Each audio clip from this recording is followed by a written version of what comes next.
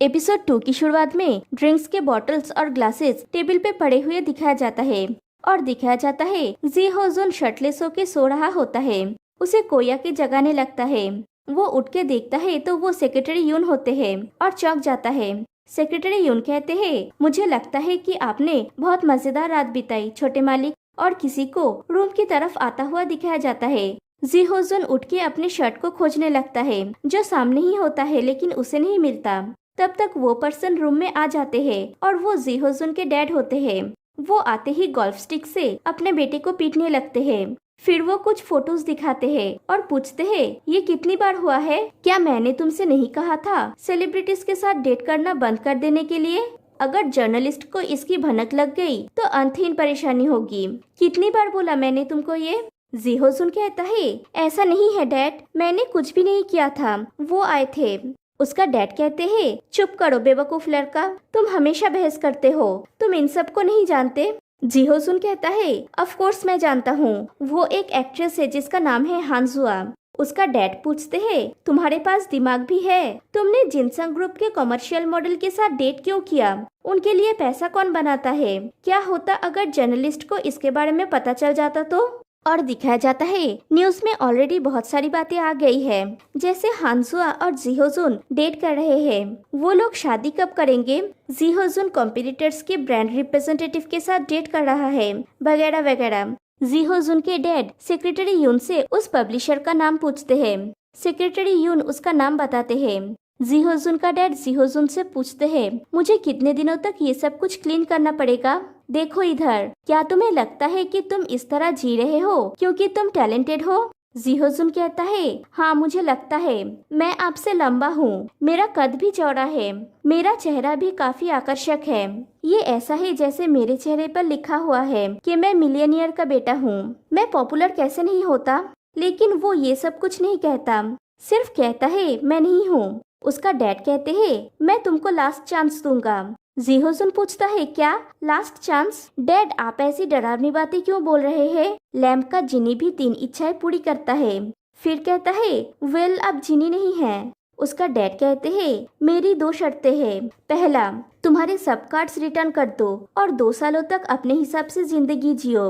और दूसरी, मैं तुम्हें हेडक्वार्टर्स में टीम लीडर के पद पर नियुक्त करूंगा। कंपनी के प्रॉफिट के लिए तुम जो चाहे कर सकते हो। जी हो जुन कहता है, नहीं डैड, आप जानते हैं कि बिजनेस में मेरी कोई इंटरेस्ट नहीं है। उसका डैड कहते हैं, एक बार अगर तुम प्रॉफिट कर लोगे मैं तुम्हें सब कुछ वापस कर दूंगा। फिर सेक्रेटरी यून से कहते हैं जी हो जुन के सारे कार्ड्स को बेच देने के लिए। सेक्रेटरी यून अकाउंट्स डिपार्टमेंट में कॉल करके कार्ड्स बेचने के लिए बोल देता है। फिर उसकी कार्ड्स भी ले लेता है। जी हो जुन पूछता है, डैड अगर मैं काम करूँगा तो मुझे पे किया जाएगा राइट? उसका डैड फिर से उसे मारने जाता है। फिर दिखाया जाता है जी हो जुन टाइम पास कर रहा होता है, तभी उसे सेक्रेटरी यून का कॉल आता है। जी हो जुन उनसे रेस्टोरेंट में मिलने जाता है। सेक्रेटरी यून पूछते हैं, तो आप अभी कहाँ पे रहते हैं? जी हो जुन कहता है, मैं नहीं जानता, मुझे इसके बारे में मत पूछिए, मैं वहाँ पे सिर्फ टेम्पोररीली रह रहा हूँ। नेक्स्ट मंथ मुझे अपना पेचेक मिलने के बाद मैं होटल में मूव इन कर जाऊंगा। सेक्रेटरी यून कहते हैं, वेल ऐसी जगह ढूंढना जो आपके टेस्ट के अनुकूल है शायद आसान नहीं है। जी हो जुन पूछता है, मेरे टेस्ट में क्या गलत है? सेक्रेटरी यून कहते हैं, शावर में हाई वाटर प्रेशर होना चाहिए, गर्म पानी और ठंडा पानी मैच होना चाहिए जब वो आपके स्कैल्प को टच करेगा। आपको याद नहीं है कि बचपन में आपकी नैनी को आपको नहलाने में कितना सफर करना पड़ता था? जी हो जुन कहता है, आप बेहतर दिख रहे हैं अंकल, आपकी जिंदगी मेरे बिना आसान हो गई होगी। सेक्रेटरी यून कहते हैं, नहीं मुझे आपके लिए इतनी चिंता हो रही थी कि मैं सो नहीं पाया। जी हो जुन कहता है, वो देखिए, क्या वहाँ पे पिलो का मार्क नहीं है? आपको जरूर बहुत अच्छी नींद आई। सेक्रेटरी यून जी हो जुन को कॉन्ट्रैक्ट पेपर देता है और कहता है, ये कॉन्ट्रैक्ट पेपर है ये सुनिश्चित करने के लिए कि आप यूमनम ग्रुप में टीम लीडर के रूप में काम करेंगे। पेपर पे साइन कर दीजिए और नेक्स्ट मंथ किसी होटल में मूव इन कर लीजिए। जी हो जुन देखता है कॉन्ट्रैक्ट पेपर का फर्स्ट पेज मिसिंग है जहाँ पे एनुअल सैलरी लिखा हुआ होता है। जी हो जुन कहता है, फर्स्ट पेज मिसिंग है, आप कुछ बोलते क्यों नहीं? क्या मुझे पहले ये पता नहीं होना चाहिए कि मेरी सैलरी क्या है? सेक्रेटरी यून कहते हैं, पहले साइन कर दीजिए। जी होजुन देखता है सेक्रेटरी यून कुछ छुपा रहे हैं। वो पूछता है क्या वो आपके बगल में नहीं है? आप तो ऐसे बिहेव कर रहे हैं जैसे आप इसे छुपाना चाहते हैं, और जबरदस्ती पेपर को निकाल लेता है। फिर देखता है उसका सैलरी है 21 मिलियन पर ईयर। जी होजुन पूछता है अंकल आप मुझसे मजाक कर रहे हैं? कौन से बड़े कंपनी अपने टीम लीडर को इतनी मिनिमम वेजेस देता है? फिर दिखाया जाता है जी होजुन जाने लगता है और सेक्रेटरी यून उसका हाथ पकड़ के उससे भीख मांगता है और कहता है अगर मैं खाली हाथ वापस गया तो प्रेसिडेंट मुझे मार डालेंगे। जी होजुन कहता है ये आपकी प्रॉब्लम है, आप देख लीजिए। अगर आप एक और 0 ऐड नहीं करेंगे तो मेरे पास वापस मत आइएगा। सेक्रेटरी यून कहते हैं आप ऐसा नहीं कर सकते, लेकिन जी होजुन कोई भी बात ना सुन के चला जाता है और सेक्रेटरी यून भी उसके पीछे जाता है। फिर जी होजुन अपने बेड पे बैठ के सारे स्टाफ्स के रिज्यूम को देख रहा होता है और सोचता है ये क्या है, मिनिमम वेज बहुत कम नहीं है, मैं ऐसे कैसे रहूंगा। और रिज्यूम देखते देखते उसके सामने सीओ जेयून का रिज्यूम आ जाता है और अब सिचुएशन ये है कि वो दोनों एक दूसरे के सामने हैं। फिर दिखाया जाता है चारों जन मीटिंग के लिए बैठे हुए होते हैं। किम बिन्ना तो जी होजुन को देख के एकदम फिदा हो गई है। जी होजुन चोई चुवोन से कहता है आपका काम एक्सीलेंट है। चोई चुवोन कहते हैं थैंक यू, मैंने बस अपना बेस्ट किया। फिर जी होजुन किम बिन्ना से पूछता है किसी चीज से आप बहुत खुश हैं? किम बिन्ना कहती है हाँ सर, कुछ बहुत अच्छा हुआ है। फिर जी होजुन शियो जेउन को देख के हंसता है और कहता है आज मेरा ट्रीट है। ये बोल के कॉफी का ऑर्डर देने के लिए चला जाता है। किम बिन्ना एक्साइटेड होकर कहती है ओ माय गॉड जेउन, अब मैं क्या करूं? जब से मैंने ग्युमनम ग्रुप में काम करना शुरू किया तब से 14 बार मुझे रिजाइन करने का ख्याल आया, लेकिन मैंने रिजाइन नहीं किया। क्या तुम जानते हो क्यों? शियो जेउन पूछता है क्यों? किम बिन्ना कहती है ये ऐसा है जैसे कोई मुझे ये ना करने के लिए कहता रहा, लेकिन मुझे अब समझ में आया क्योंकि मुझे टीम लीडर से मिलना था। ये डेस्टिनी की तरह है। ओ माय गॉड वो कितना हैंडसम है, इससे मुझे अब काम करने का मन करता है। शियो जेउन कहता है मुझे रेस्टरूम जाना है और वो वहाँ से चला जाता है। फिर रेस्टरूम में जाके वो थोड़ा खुद को संभालने की कोशिश करता है। पीछे से जी होजुन आके अचानक से कहता है लैंडलॉर्ड। शियो जेउन खुद को संभाल नहीं पाता और गिर जाता है।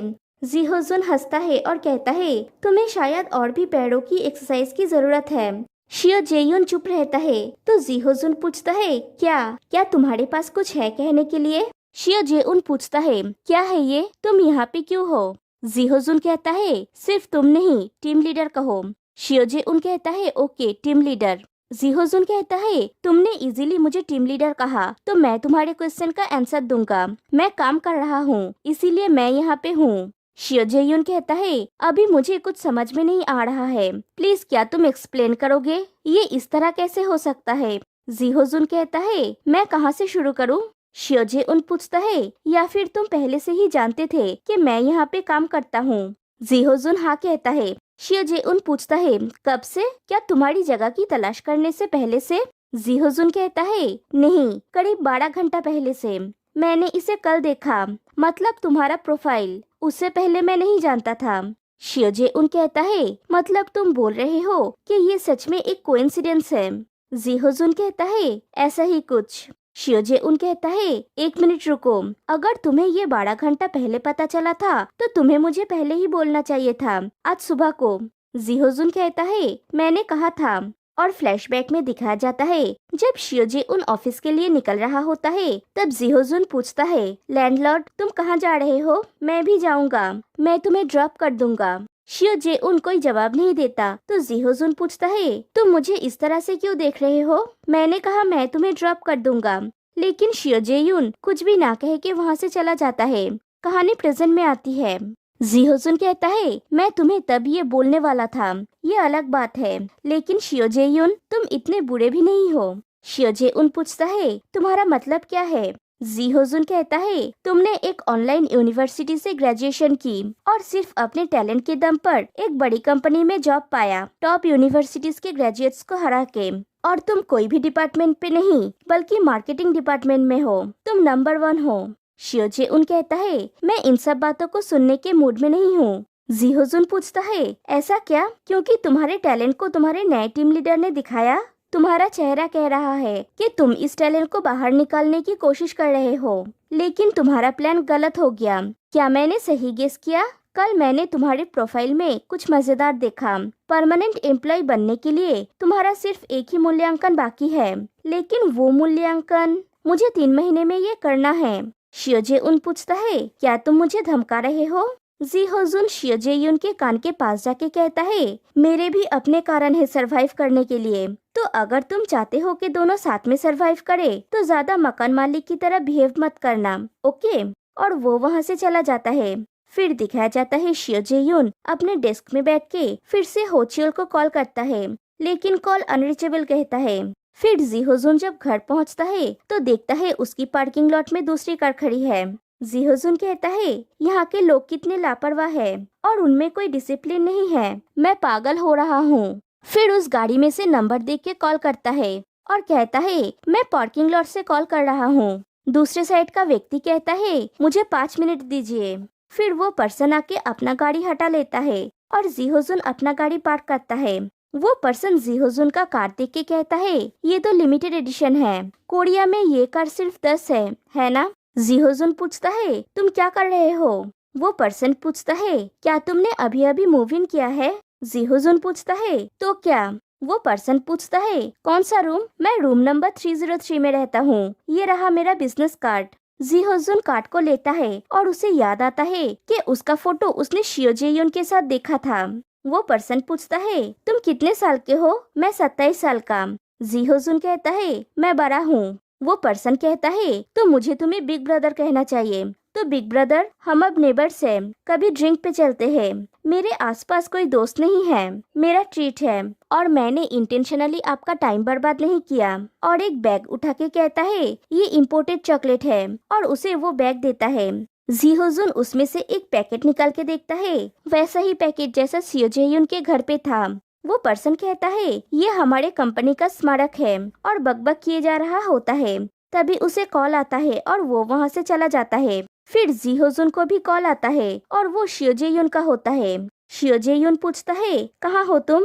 जी होजुन पूछता है, तुम क्यों जानना चाहते हो? शियोजे-यून कहता है, मुझसे आके मिलो, और कॉल कट कर देता है। फिर दिखाया जाता है शियोजे-यून जी होजुन को पैसे वापस कर देता है और कहता है, 500,000। मुझे विश्वास है कि तुम जानते हो कि ये क्या है।